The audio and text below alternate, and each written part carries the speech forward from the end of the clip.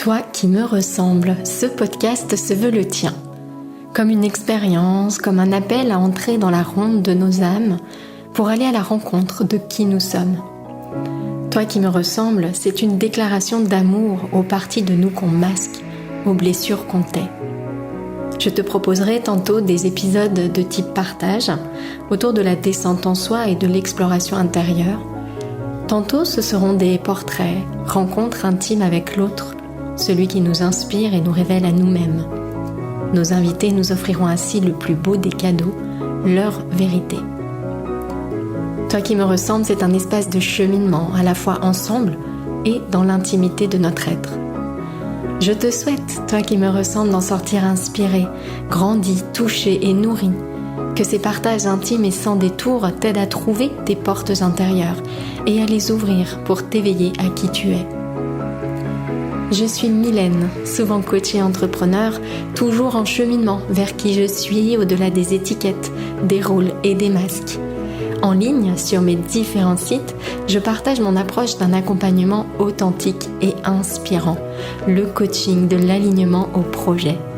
Que tu cherches à vivre une vie qui te ressemble, à créer une activité alignée à tes valeurs, ou que tu sois à la recherche d'une école de coaching qui va au cœur de l'être, tu trouveras sur mes sites toutes les infos sur mes propositions. Je subis ma vie. J'ai l'impression de ne pas contrôler ce qui se passe, d'être victime des situations pénibles qui se répètent et de tourner en rond dans une spirale d'échecs. Je ne me sens pas pleinement à ma place dans mon métier. J'ai beau chercher ma mission de vie depuis longtemps, rien ne ressort. J'en viens même à me demander s'il y a quelque chose de spécial qui est fait pour moi ou pas. Je donne beaucoup aux autres. J'ai du mal à dire non. J'ai envie de faire plaisir, mais résultat, je m'oublie. Je passe toujours en dernier, voire jamais. Je ne prends pas soin de moi, je ne prends pas de temps pour moi, et ma vie s'écoule avec une impression de gâchis. L'impression de passer à côté, d'être spectatrice. Parfois actrice des désirs des autres, mais jamais créatrice. Je m'intéresse au développement personnel, je lis beaucoup de choses, je regarde beaucoup de vidéos sur tous les sujets, mais j'ai comme l'impression que ça ne me concerne pas moi, que pour moi ça ne marche pas. Je n'ai pas du tout l'impression d'être en mesure de créer quoi que ce soit. Tout me semble difficile et m'emprisonne. Je suis dans cette routine-là depuis des années et malgré tout ce que je sais, aujourd'hui, rien ne change. Est-ce que j'ai vraiment une place ? Pourquoi je n'arrive pas à sortir de ce moule de victime qui fait plaisir aux autres et laisse sa vie défiler ? Ça, c'était quelques notes de coaching prises à l'entrée de mon programme Expérience pour une cliente dont je tairai le nom il y a quelques mois. Donc ce nouvel épisode, le 57, il est dédié à cette thématique, dédié à celles qui ont l'impression de subir leur vie. Et je vais te proposer dans cet épisode 5 clés pour devenir créatrice de ta vie. D'abord, première chose à faire, c'est de comprendre cette impression de subir sa vie. Quelles sont les manifestations ? Tu vois, dans cet extrait de ces quelques notes de coaching que je viens de te présenter, il y a différentes manifestations, en fait, de l'impression de subir sa vie. Est-ce que c'est un modèle déjà dans lequel tu te reconnais ? Si tu as choisi d'écouter cet épisode, j'en déduis que oui. En un sens, ça te parle. Mais donc, cette impression de subir sa vie, elle prend plusieurs formes. J'en ai récapitulé, on va dire 5, pour que tu vois quels sont les aspects qui te concernent plus particulièrement. Première forme, c'est l'idée de procrastiner, de ne pas réussir à atteindre tes objectifs et à créer ce que tu veux créer. Deuxième forme, laisser les autres décider pour toi, ne pas réussir à t'affirmer et à prendre ta place.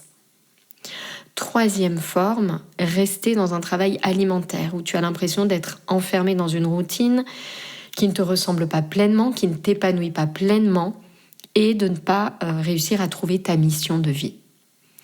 Quatrième forme, se sentir victime. Victime des situations, victime des autres, victime des épreuves de la vie et ne pas réussir à sortir des schémas de réaction automatiques que toutes ces situations, que les autres, que les épreuves, semblent déclencher en toi et dans une forme qui est « c'est plus fort que moi ». Et puis, cinquième forme, c'est vraiment l'idée de donner beaucoup aux autres. de passer en dernier, voire jamais, de ne pas prendre soin de soi. Avec cette question, c'était quand la dernière fois que tu t'es accordé quelque chose de spécial, parce que tu en avais vraiment envie. Donc cette impression de subir ta vie, elle prend plusieurs formes. Alors moi, je vais te raconter quelle forme ça prenait pour moi, comment ça ressortait dans ma vie, à quoi ça ressemblait de mon côté. Car je ne suis pas née coach. Si tu me suis depuis quelque temps, c'est quelque chose que tu as probablement déjà entendu. Je ne suis pas née zen. Et pendant très longtemps, j'ai vraiment eu ce sentiment de gâchis qui me rendait terriblement triste au fond et qui me faisait passer à côté de beaucoup de choses.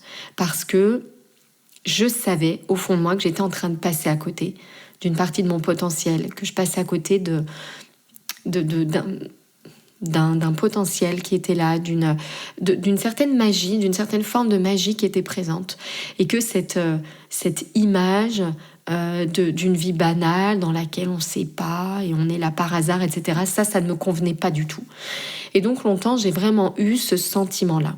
Alors moi, ça se manifestait comme ça. Je faisais un travail qui ne me passionnait pas du tout. J'avais choisi ce métier, j'étais inspecteur dans les finances. J'avais choisi ce métier parce que ma mère et sa sœur le faisaient déjà. Et puis, j'avais voulu un métier assez rapide, tu vois, c'était Bac+3. J'étais très bonne élève, mais j'étais très anxieuse dans mes études. J'avais tellement envie de bien faire, je mettais tellement de pression que je ne voulais pas faire de grandes études. J'ai même voulu arrêter complètement les études après la terminale. Et donc, j'ai choisi cette voie avec pas trop d'études, pas trop de complexité. Et pour moi, c'était la voie de la sécurité. J'avais beaucoup de peur, je ne savais pas quoi faire de toutes ces peurs. Donc, j'ai fait des choix de peur. Et ce que je détestais plus que tout dans ce travail, c'était pas vraiment le fond du travail. C'était surtout toutes les formes qu'on m'imposait. On m'imposait mon salaire, on m'imposait mes horaires, on m'imposait mes jours de congé, on m'imposait mon lieu de travail, on m'imposait mes collègues. Je me sentais tellement privée de liberté. Là, j'avais vraiment l'impression de subir les décisions des autres et de ne pas être libre de mes choix. Il y a autre chose qui me pesait énormément et qui fait partie pour moi vraiment de cette impression terrible de subir ma vie, c'est que j'avais profondément envie d'autre chose, mais que je ne savais pas quoi. Et je ne savais pas comment m'y prendre. Donc je rêvais beaucoup, j'avais plein d'idées pour créer d'autres choses, soit avoir un métier en parallèle ou pour faire autre chose dans ma vie personnelle, mais dans les faits, je ne créais rien de concret. Parce qu'on n'atteint pas de grands objectifs sans méthode, sans entourage propice, sans rien changer quelque part. Mais j'avais peur du changement, je ne savais pas comment faire, du coup je tournais en rond avec quelques idées et ça entretenait encore plus l'impression que j'avais de subir. Parce que s'ajoutait à ça l'impression que rien d'autre n'était possible et que je n'y arriverais jamais. Cette impression de subir, elle se manifestait également dans mes relations avec les autres. Parce que j'avais l'impression de ne pas être à ma place dans mon travail, de tourner en rond, de gâcher mon temps, de ne pas faire ce que j'aurais vraiment aimé faire. J'étais comme un petit peu tout le temps en colère contre quelque chose. Ou un petit peu tout le temps triste de quelque chose. Et donc j'avais du mal à m'investir en fait dans des relations avec les autres. J'avais du mal à être sincère pour les autres. Parce que ce gâchis prenait tellement de place. C'est comme quelque chose qui me voilait en permanence tout ce que je faisais d'autre, quoi. C'était un voile de tristesse, quoi, un voile de gâchis. Et du coup, ça avait un impact très fort sur mes relations avec les autres. Ça a eu aussi un impact quand je suis devenue maman, même sur ma disponibilité à mes enfants. Alors à cette époque-là, j'avais que mon petit garçon, mais même ma disponibilité à lui, parce qu'il y avait une impression de gâchis en moi. Et quand on ne fait pas ce pourquoi on est faite, quand on ne se sent pas pleinement aligné dans sa vie professionnelle, parce que oui, ça prend de la place, 8 heures par jour, du lundi au vendredi, ça prend beaucoup de place.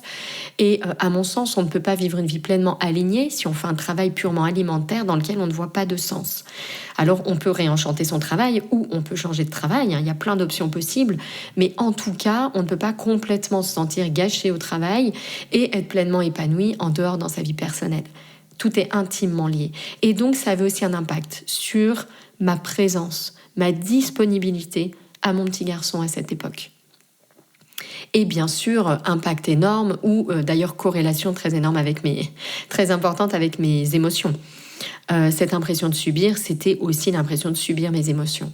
Parce que je suis hypersensible depuis toujours, mais que sans savoir aborder ces émotions, ce débordement d'émotions parfois, eh bien clairement on subit. On subit les émotions, on subit nos réactions et donc on crée une réalité de soumission en fait à tout ce qui se passe à l'intérieur de nous parce qu'on ne sait pas quoi faire. Alors pourquoi c'est si fréquent cette impression de subir sa vie ?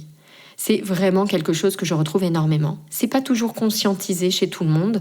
En tout cas, moi, chez les clientes qui entrent dans mon programme Expérience, c'est quelque chose qui est conscientisé. Très, très souvent. L'impression de subir en un sens sa vie. Avec des degrés, bien sûr, plus ou moins variés. Mais le sujet de fond est toujours là. Pourquoi est-ce qu'on a cette impression de subir sa vie ? Parce qu'on a oublié nos pouvoirs. On a oublié qui on était. On a oublié notre lumière. On a oublié cette étincelle qui est en nous, au fond de nous. Cette force de vie qui nous relie à tous les autres êtres et qui nous relie à l'univers. On a oublié en fait cette grande force de vie parce qu'on a eu peur. On a eu peur et pour moi ce moment de peur, c'est vraiment le moment où on s'incarne, où on se retrouve dans un corps, on se retrouve dans un environnement précis, avec toute cette densité et puis avec ce mental qui est un outil incroyable mais qui a pris le pas sur nous. Qui a pris le pas sur nous, c'est-à-dire qu'on confond notre activité mentale avec nous-mêmes, on confond le monde avec notre carte du monde. Bref, c'est un outil tellement puissant qu'on, dans la grande majorité des cas, on ne sait pas vraiment le gérer. On se confond avec lui.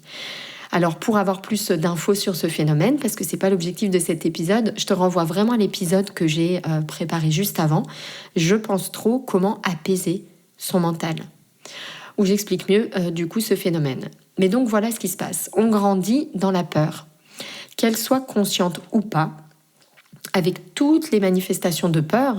Je dis la peur parce que c'est un grand voile qui est là au fond et qui se manifeste de plein de façon différentes. Et personne ne nous apprend à faire avec. Qu'est-ce que c'est que cette peur ? Qu'est-ce que c'est que cette colère ? Qu'est-ce que c'est que cette émotion qui est là ? Qu'est-ce que c'est que ces croyances ? À quel point c'est vrai ? À quel point est-ce que je peux déprogrammer des croyances pour penser autre chose ?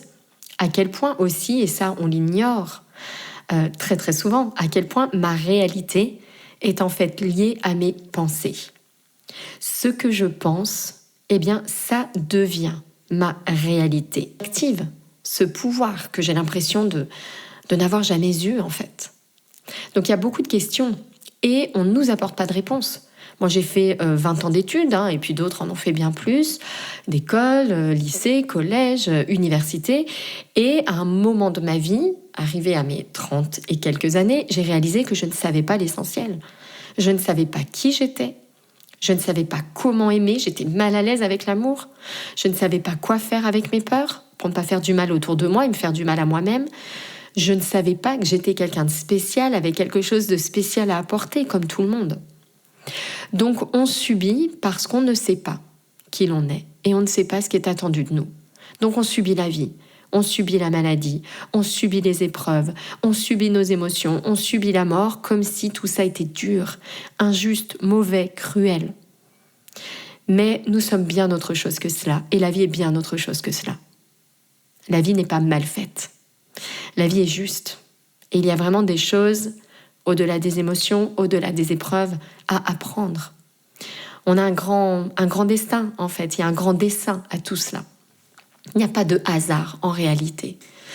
Donc, comment maintenant, une fois qu'on a bien, on va dire, dressé le périmètre, le contour de cette impression de subir sa vie, maintenant qu'on a compris pourquoi on est si nombreuses avec cette impression très désagréable de subir sa vie, et d'ailleurs cette impression qui peut vraiment devenir un regret très très amer et très très fort en fait, au crépuscule de notre vie, cette impression d'être quand même passé à côté de sa vie, c'était le plus beau cadeau, c'était peut-être notre seule opportunité. Alors on peut penser qu'il y en aura d'autres, mais En tout cas, celle-là, on en était sûr.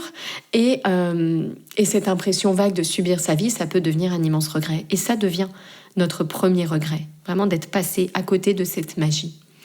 Alors comment devenir créatrice de ta vie? Si tu te reconnais dans ces modèles, si tu as le sentiment que tu passes à côté, première chose à faire, premier axe, première clé, c'est de reprogrammer tes croyances et de changer de vision en profondeur. Il faut vraiment commencer par arrêter de te répéter que la vie est difficile, d'arrêter d'entretenir un dialogue intérieur négatif. Je dois faire ci, je dois faire ça, je suis comme ci, je suis comme ça, je suis nulle, j'ai pas confiance en moi, je ne vais jamais au bout de rien, je n'arriverai pas à changer. Toutes ces pensées répétées sur nous nous enferment petit à petit dans une réalité qui vient les confirmer. C'est-à-dire que si je passe mon temps à répéter des choses comme ça, je vais vivre des situations, des moments de vie, je vais attirer des personnes qui viennent confirmer toutes ces pensées. C'est pas anodin des pensées. C'est pas parce que c'est invisible que ça n'a pas d'impact concret. Donc si je veux changer de réalité, je dois changer mes pensées. Voici un petit exercice que tu peux faire si tu te retrouves dans cette situation. C'est de faire la liste des « je dois » de ta vie. Je dois aller au travail. Je dois me lever à telle heure. Je dois m'occuper de mes enfants. Je dois aller au bout de tel dossier. Je dois préparer le repas, etc. Et une fois que tu as fait la liste des « je dois » de ta vie, ou au minimum de ta journée, eh bien tu peux remplacer ces « je dois » par « je choisis de ». Je choisis d'aller au travail, je choisis de me lever à telle heure, je choisis de m'occuper de mes enfants, je choisis de réaliser tel dossier, je choisis de préparer un bon repas. Et ça te fait prendre conscience d'une chose très importante, c'est qu'en réalité, tout ce que tu fais est le résultat d'un choix. Rien ne t'est réellement imposé. Tu n'as pas un revolver posé sur ta tempe où on t'impose absolument de préparer un bon repas maintenant, sinon tu ne vis plus. Tu peux choisir en réalité de ne pas travailler, de ne pas faire ce bon repas. Tu peux choisir de ne pas travailler, oui, si tu acceptes de vivre beaucoup plus chichement. D'autres personnes ont fait ce choix. Vivent avec très très peu chaque mois, cultivent une autonomie alimentaire, énergétique. Tu peux aussi choisir de te lever beaucoup plus tard. Bien sûr, ça implique des changements dans ton travail, des changements dans l'école de tes enfants, mais c'est une possibilité. Tu peux choisir de ne pas préparer un bon repas.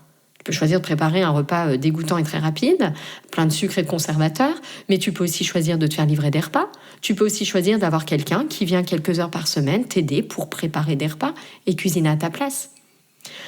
Tous les « je dois » de ta vie sont en fait un champ de possibles infini. Ce sont tes peurs, tes croyances, tes habitudes qui te donnent l'impression que tu dois. Mais en réalité, tu ne dois pas. Rien n'est écrit, tu n'es pas obligé de faire ce que tu fais. Tu choisis de le faire. Ça, c'est un petit exemple, remplacer les « je dois » par « je choisis de ». C'est pour te faire prendre conscience de l'immensité de tes choix. Mais il y a vraiment ici, dans cette première clé, un travail très profond d'identification des croyances plombantes et de reprogrammation, c'est-à-dire nourrir à la place des croyances soutenantes. Et ça, c'est un travail en profondeur qui va avoir un impact très très fort sur ta réalité.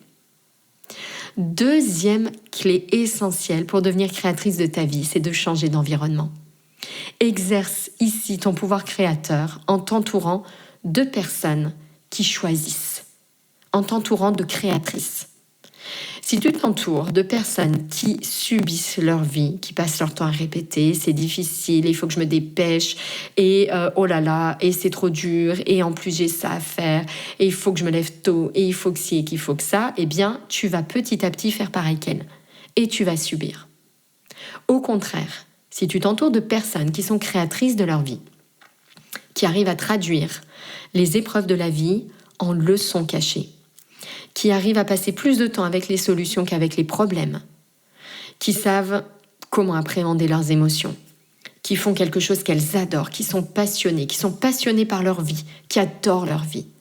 Si tu es entouré de coachs, de mentors, qui soutiennent cette nouvelle vision de toi-même et qui posent sur toi un regard éclairé, alors tout va changer.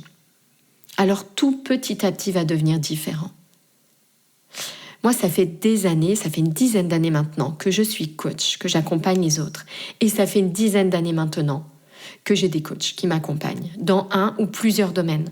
Par exemple, en ce moment, j'ai un coach qui m'aide à déprogrammer des croyances pour développer mon entreprise et faire x10.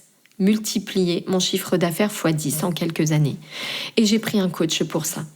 Et il m'aide, ce coach. On ne parle pas du tout, ça c'est très amusant, on ne parle pas du tout de stratégie ou très peu. 90%, on parle de peur, on parle de croyance, on parle de vision, on parle d'alignement. Parce qu'en fait, la clé, c'est ça. Donc là, je parle du développement d'une entreprise. C'est le cas dans tous les autres domaines. Moi, j'ai des amis en ce moment qui sont accompagnés par un coach pour perdre du poids, pour rééquilibrer leur alimentation, pour avoir une alimentation qui est juste, qui est respectueuse, qui est consciente. Dans tous les domaines, tu peux avoir une personne qui va poser sur toi un regard éclairé, qui a une expertise, mais surtout qui te regarde différemment, qui te regarde avec des yeux qui veulent dire « oui, c'est possible, tu en es capable, tu es cette lumière, tu es cette magie, tu as ce pouvoir créateur. » Et ensemble, je vais te montrer comment trouver ce pouvoir, comment le révéler. Tous les ans, depuis 10 ans, j'ai au moins un coach qui m'accompagne. Fais la même chose. Fais la même chose. Prépare-toi un environnement de créatrice. Choisis les personnes autour de toi. Et ça, c'est un autre point très très important. Je parle de coach, de mentor, mais c'est aussi les personnes que tu côtoies. C'est un tout. Et je vais dire même plus. Non seulement tu as le droit de créer cet environnement propice, mais tu as même le devoir de le créer. C'est pas une méchanceté pour les autres que de leur dire que tu as besoin d'espace. C'est pas du tout une méchanceté pour les autres. Au contraire, tu peux leur expliquer. Tu peux ensuite revenir à eux avec beaucoup plus d'espace, de liberté et de bienveillance que si tu te forces à être là, alors que tu sens que tu n'arrives pas en leur présence à préserver ton énergie, que tu n'arrives pas en leur présence à changer de croyance. C'est pas une méchanceté pour les autres. Deviens un modèle pour eux de liberté. Pas un modèle d'une obligation que tu t'imposes. Tu vois, montre-leur cette liberté que tu t'autorises à prendre, à avoir, à retrouver. Et donc ça, c'est vraiment très important de t'entourer de personnes qui incarnent ce que tu veux. Si tu veux devenir créatrice de ta vie, entoure-toi de personnes qui créent leur vie, qui incarnent pleinement cette liberté et ce pouvoir personnel. De la même façon, si tu choisis un coach, un mentor, un guide, cherche quelqu'un qui incarne ce que tu vas atteindre. Et je dis bien quelqu'un qui incarne, pas quelqu'un qui te présente un diplôme en s'abritant derrière, quelqu'un qui rayonne, quelqu'un qui crée pleinement sa vie, quelqu'un qui a fait ce chemin de sortir du cercle du subir et qui continue à faire ce chemin, parce que rien n'est terminé. Même si on est coach, même si on est mentor, même si on accompagne les autres depuis des années, rien n'est terminé. Et c'est vraiment un regard attentif et conscient qu'on doit continuer de poser sur soi. Donc ça, c'est vraiment la deuxième clé et elle est tellement importante. Elle fait une différence incroyable. Et c'est vraiment de visualiser la différence que ça fait. De continuer dans un environnement plombant où tout le monde se plaint tous les jours de sa vie, des autres, de la poste, de son employeur, de l'État, de la politique, etc.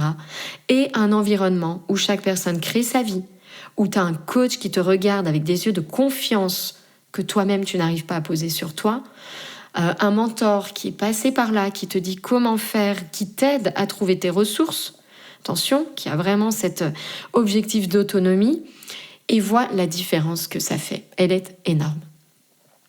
Troisième grande clé, c'est de faire de cette reprise de contact avec toi-même et avec ton pouvoir personnel, d'en faire ta priorité. Fais-le concrètement. Achète-toi un carnet dédié à cela. Accorde-toi chaque jour du temps en priorité pour retrouver ton pouvoir personnel. Arrête de passer après tout le monde. Arrête de passer après tout le monde. Sois un petit peu moins perfectionniste sur tous tes rôles de vie. La super maman, la super employée, la super chef, la super copine, la super femme d'intérieur. Essaie de baisser tes exigences dans tous ces rôles-là de ta vie. La super maman qui fait ses yaourts elle-même et qui recycle aussi et qui fait des vides-greniers tous les week-ends, etc. mais qui s'oublie complètement. Réduis tes exigences. Et à la place de tout cela, essaie de gagner vraiment 10 minutes sur chacun de ces autres rôles dans ta vie par jour. Et à la place, tu t'accordes un quart d'heure, 20 minutes, 30 minutes pour toi. Prends du temps pour toi. Le temps est là. On a toutes et tous 24 heures par jour. Les personnes qui sont créatrices de leur vie, comme les personnes qui subissent leur vie. Il n'y a pas du temps en plus d'un côté. Tu vois, c'est 24 heures pour tout le monde. La différence, c'est les priorités. La différence, c'est l'engagement. C'est à toi d'en faire une priorité.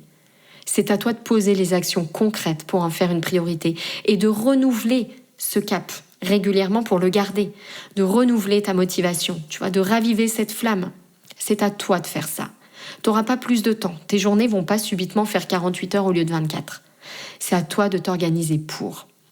Tu as déjà à disposition tout ce dont tu as besoin. 24 heures par jour, c'est bien assez. De toute façon, c'est ni assez ni trop, c'est un constat. Tu ne peux pas le changer. Mais la clé, c'est de t'engager au maximum dans cet objectif. Donc, pose les actions concrètes pour t'engager. Le top du top, d'être accompagné par quelqu'un. Je reprends l'exemple de mon coach depuis le début de l'année. On a des rendez-vous réguliers tous les 15 jours. J'ai des choses à faire d'ici là. Je ne peux pas déroger à ça.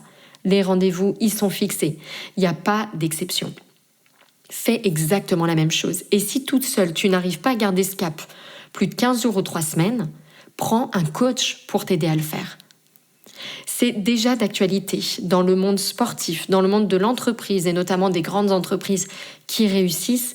Il faut faire la même chose pour ta vie. Arrête de croire que parce que c'est ta vie, c'est pas important. C'est essentiel. C'est la base de tout.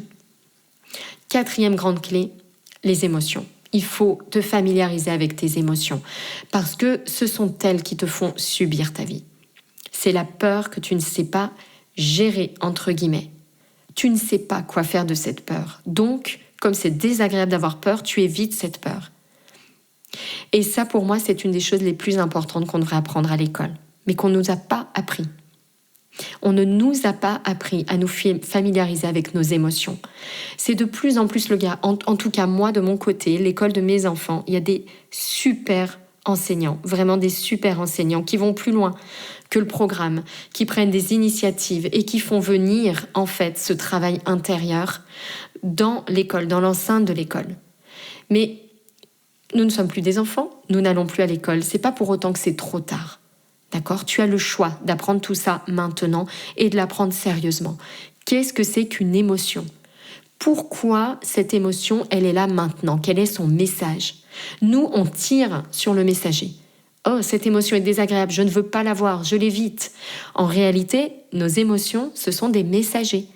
Elles nous apprennent des choses sur nous-mêmes. C'est la vie qui est en train de nous donner une leçon. C'est la vie qui est en train de nous tendre quelque chose à apprendre. Et nous, qu'est-ce qu'on fait ? Parce que ce n'est pas confortable, on le rejette, on le repousse, on s'en prend aux autres, on s'en prend à la vie, on s'en prend aux institutions, on s'en prend à tout le monde autour de nous. Alors que c'est juste une leçon qu'on doit apprendre. Et la clé, c'est d'apprendre la leçon qui est là. Mais c'est pas un apprentissage mental, il y a une petite subtilité ici. Bref, si je veux retrouver ma liberté de choisir et mon pouvoir créateur, eh bien, je dois me familiariser avec cette émotion qui est présente. Même si elle n'est pas confortable, je dois me familiariser avec cet inconfort. Te libérer de la peur d'avoir peur, c'est vraiment une clé essentielle pour devenir créatrice de ta vie. Et c'est la clé numéro 4 de cet épisode. Et donc, j'en arrive à la clé numéro 5. La clé numéro 5, c'est vraiment de faire connaissance, cette fois-ci, avec toi. Avec toi dans le sens, avec ta magie, avec ton unicité, avec ce que j'appelle aller vraiment à la recherche, à la découverte de ta place unique, ce que j'appelle ta contribution unique. Cette contribution unique, c'est à la fois, on va dire, l'alliance de ton unicité, mais aussi de ta personnalité unique. Ton mental, ça n'est pas ton ennemi. Ton personnage, Ce n'est pas quelque chose que tu dois faire taire. Tout ça, ce sont on pourrait dire des outils incroyables, des véhicules incroyables. Ils doivent être au service de ta plus belle mission. Pour moi, partir à ta rencontre, c'est d'une part te familiariser avec les grands mécanismes qui font que tu es toi et que nous sommes nous. Ces grands mécanismes sont communs à toutes et tous, mais c'est aussi aller identifier ta place unique. Cette merveilleuse place qui est la tienne en cet instant. Je dis en cet instant parce que ta contribution, elle va évoluer. Elle va évoluer dans le temps. Et c'est normal et c'est parfait ainsi. Dans la méthode de coaching que j'ai créée, le coaching de l'alignement au projet, on va travailler en parallèle sur 2 grands axes. Il y a 2 grands niveaux de travail en parallèle qui se font naturellement. D'abord, ce qui est important pour moi, c'est de transmettre des grandes compétences. C'est-à-dire qu'on va activer ensemble les aptitudes qui sont présentes au fond, en nous, mais qu'on ignore, qu'on ne connaît pas, parce qu'on ne nous a jamais appris à nous en servir et à les reconnaître. Donc d'un côté, ça va se faire en coaching collectif et individuel, et de l'autre, ça va se faire dans le cadre d'une formation, pour avoir les avantages des 2 et vraiment développer une autonomie, c'est-à-dire vous enseigner à utiliser les outils, à activer vos super pouvoirs. On va reconnaître ces pouvoirs, on va les activer, et puis vous montrer comment vous allez pouvoir continuer à les activer. Moi, j'ai beaucoup d'échanges avec les personnes que j'ai accompagnées qui ont terminé leur accompagnement, et elles me disent ce qui est incroyable, c'est qu'en fait, ça me sert dans ma vie, dans tous les domaines, et ça me servira toute ma vie. Il n'y a pas un moment où je vais plus avoir besoin de ces grandes compétences. S'écouter, identifier ses besoins,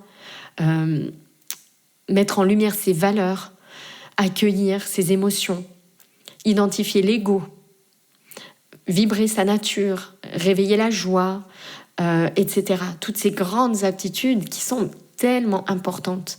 Et donc, le premier grand axe de ce coaching de l'alignement au projet, c'est d'abord celui-ci. C'est d'aller reconnaître ses super pouvoirs et les activer. Et le deuxième grand axe, c'est d'aller identifier sa contribution. Il peut y avoir une contribution par domaine de vie. Il peut y avoir plusieurs contributions. Ensemble, on va faire le bon choix en cet instant précis. Et donc là, on va aller réunir des clés, c'est comme une sorte de chasse au trésor, des clés précises de connaissance de soi. Ses valeurs, ses talents, ses compétences, ses forces naturelles, ses leçons de vie. Et puis on va réunir tout cela, on va faire un brainstorming ensemble pour aller identifier des façons de vivre une vie pleinement alignée. Parce que l'alignement, il passe par le sens. Il passe par ce qu'on apporte au monde, ce qu'on apporte aux autres. Vraiment, je ne parle pas de trouver une voie professionnelle alimentaire. Je parle vraiment ici de trouver des contributions qui sont pleinement alignées avec nous-mêmes. Ça peut être pro, ça peut être simplement perso. Bien souvent, c'est les 2 en réalité. Et il y a plein de façons d'exprimer cette unicité. Et donc, on va chercher ensemble quelle est la meilleure en cet instant. Et puis ensuite, on vous aide à traduire ces idées de contribution en projets concrets, avec des actions pas à pas dans la matière. Et vraiment, ce travail qu'on fait ensemble, c'est de vous aider à vous connecter à votre lumière, cette étincelle de vie dont je parlais tout à l'heure, et à l'incarner, à la faire venir dans la matière, pour la faire rayonner, cette lumière, de manière plus dense, plus concrète, plus, on pourrait dire, habitée, plus vivante, dans des actions précises, des objectifs, des projets précis. Donc voilà ce mode d'emploi que je vous invite à suivre pour devenir créatrice de votre vie. Petit récap. Prenez le temps de reprogrammer vos croyances. Deuxième étape, créez l'environnement propice autour de vous. Troisième étape, faites-en une priorité. Quatrième étape, apprenez vos émotions. Cinquième étape, découvrez qui vous êtes et pourquoi vous êtes faite en profondeur. Donc moi, comme je le disais, le chemin que je propose, il a 2 grands axes de travail et aussi des outils concrets. Donc je vais vous inviter maintenant à aller plus loin avec des outils concrets. D'abord, il y a la fiche d'auto-coaching qui va te permettre de traduire cet épisode en action. Et ça, c'est une première étape. Si tu vas aller plus loin, Si tu veux des résultats plus grands, il faut à un moment donné prendre des décisions différentes. Tu ne vas pas pouvoir rester dans cette routine avec l'environnement actuel sans le faire évoluer avec les mêmes croyances et espérer des résultats grandioses. Pour avoir des résultats grandioses, il faut poser des actions différentes. Je vais te redonner l'exemple que j'ai évoqué tout à l'heure. Pour développer mon entreprise x10, je ne peux pas avoir le même environnement que ce que j'avais avant. Ça a nécessité des changements. Ça a notamment nécessité d'avoir un coach qui est habitué à accompagner des développements de cette ampleur. Un coach qui lui-même a une entreprise qui fait x10 par rapport à moi. Tu vois, donc ça c'est très très important. Bien sûr, ça m'a demandé un investissement. Ça me demande un investissement très important. En temps, en argent, en énergie également. Mais on n'a pas de résultats grandioses sans action grandiose. Si tu veux des résultats différents, il faut des actions différentes. Donc si cela, ça te parle, si ça résonne, j'ouvre une nouvelle formule dans les jours qui arrivent de mon programme Expérience avec une coach individuelle complètement dédiée à ton parcours, complètement dédiée à ta réussite pendant 6 mois. Donc tu as le programme, tu as la formation, tu as les rendez-vous en collectif et en plus de ça, tu as une coach sur mesure, aux petits soins, qui t'aide vraiment pas à pas. Chaque jour s'il le faut, chaque semaine, vraiment avec des échéances à décider ensemble, c'est vraiment du sur mesure. Quelqu'un qui va être complètement dédié à ta réussite pendant 6 mois. Autant te dire que 6 mois dans un tel environnement, les résultats vont être absolument incroyables. Il ne peut pas en être autrement. C'est vraiment une certitude, c'est vraiment une garantie. Si tu as envie de profiter, d'en savoir plus sur cette formule et d'en profiter, ce que je t'invite à faire, première étape, c'est à découvrir ma conférence. Elle est offerte, 8 étapes clés pour créer la vie qui te ressemble. Tu vas prendre contact avec mon approche. Tu vas mieux comprendre comment ça fonctionne, sur quoi ça repose, quels sont les piliers de mon approche et comment se passe le cheminement dans le programme Expérience. Et si tu as envie d'aller plus loin avec ce coaching sur mesure en parallèle, eh bien on te proposera un appel avec une coach de l'équipe pour voir si cette formule, elle est faite pour toi.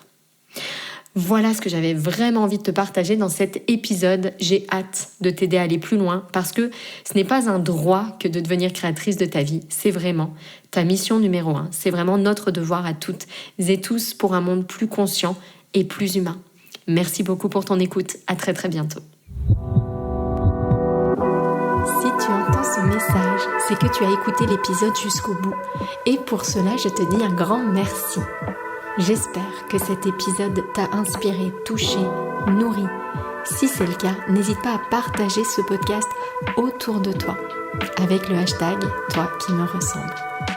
Et si tu souhaites écouter d'autres épisodes inspirants, tu peux t'abonner directement au podcast sur la plateforme que tu utilises. À très bientôt dans un prochain épisode, Toi qui me ressemble.